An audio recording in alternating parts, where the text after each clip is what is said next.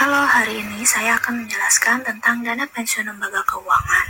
Di sini saya akan menjelaskan apa itu DPLK, mengapa DPLK bersifat sukarela, apa saja manfaat DPLK, siapa saja yang bisa menjadi peserta DPLK, apakah iuran atau uang pensiun yang ada di DPLK aman, serta apa keuntungan pekerja atau karyawan dan perusahaan jika memiliki DPLK.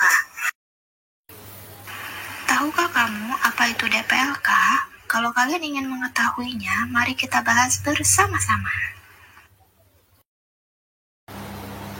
Dana pensiun lembaga keuangan atau DPLK merupakan dana pensiun yang dibentuk oleh bank atau perusahaan asuransi jiwa untuk menyelenggarakan program pensiun iuran pasti atau PPIP bagi perorangan, baik karyawan maupun pekerja mandiri.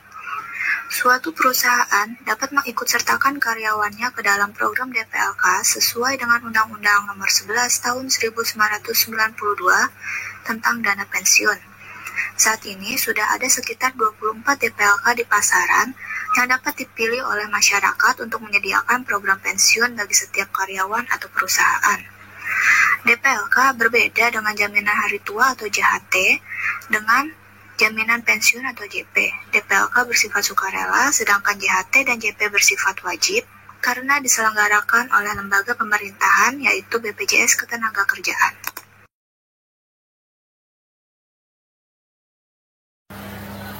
Mengapa DPLK bersifat sukarela? DPLK bersifat sukarela karena program wajib seperti JHT dan JP pada saat dibutuhkan ketika pensiun belum cukup.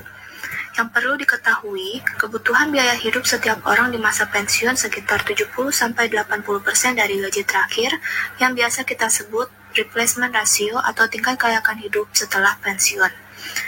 Program wajib seperti JHT dan JP paling maksimal hanya bisa mengcover sekitar 30-40% dari kebutuhan tersebut. Maka, kekurangannya bisa diantisipasi dari program pensiun DPLK ini. Apa manfaat DPLK sendiri? Program pensiun DPLK perlu disiapkan untuk menjaga kesinambungan penghasilan setiap pekerja di masa pensiun. Siapa saja yang dapat menjadi peserta DPLK? Semua orang yang berpenghasilan dan sadar akan pentingnya masa pensiun dapat menjadi peserta DPLK. Apakah iuran atau uang pensiun yang ada di DPLK aman?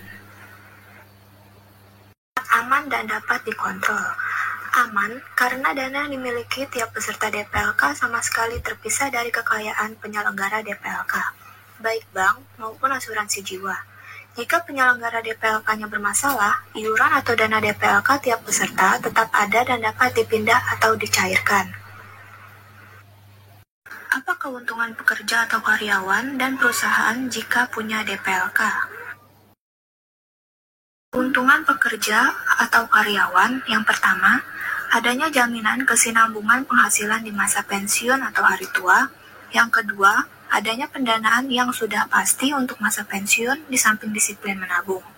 Dan yang ketiga, iuran dibukukan langsung atas nama karyawan. Yang keempat, iuran menjadi pengurangan pajak penghasilan atau PPh 21. Yang kelima, hasil investasi bebas pajak sampai dengan manfaat program dibayarkan. Dan yang terakhir, terpisah dari kekayaan perusahaan penyelenggara DPLK. Keuntungan perusahaan atau pemberi kerja yang pertama, memenuhi kewajiban pemberi kerja kepada karyawannya sesuai dengan Undang-Undang Nomor 13 Tahun 2003. Yang kedua, untuk menghindari masalah cash flow perusahaan di kemudian hari. Yang ketiga, iuran perusahaan dapat mengurangi pajak penghasilan badan atau PPh 25. Yang keempat, memiliki program employee benefits yang murah dalam segi pembiayaan. Yang kelima, dapat disesuaikan dengan kondisi perusahaan atau bersifat fleksibel. Dan yang keenam, menjadi added value perusahaan di samping mempertahankan karyawan yang berkualitas. Kesimpulan dari penjelasan di atas adalah dengan ini kita sudah mengenal salah satu jenis perusahaan dana pensiun, yaitu perusahaan dana pensiun lembaga keuangan atau DPLK. Di Indonesia, DPLK diselenggarakan oleh bank atau perusahaan asuransi jiwa. Jadi, jika Anda ingin merencanakan keuangan, terlebih untuk persiapan dana hari tua. Sekian penjelasan dari saya tentang dana pensiun lembaga keuangan. Kurang lebihnya mohon maaf. Terima kasih.